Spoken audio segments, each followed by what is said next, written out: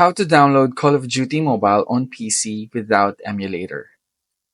This tutorial will guide you through the process of downloading Call of Duty Mobile, COD Mobile, on your PC without using an emulator. This method is efficient and allows you to enjoy the game with enhanced performance. So let's get started. So first, open any web browser you want to use, like, for example, Google Chrome, Mozilla Firefox, or any web browsers that are available on your phone device. After you open any web browser, click the search bar and type CODM download PC.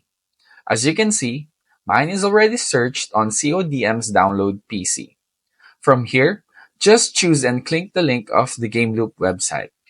Now that we are inside of the link we chose, just click the download button to download the installer of Call of Duty Mobile PC. It's up to you on how you set it up. By following the steps, you can successfully download and play Call of Duty Mobile on your PC without an emulator. This method provides a straightforward way to enjoy the game while taking advantage of your computer's performance capabilities. Happy gaming!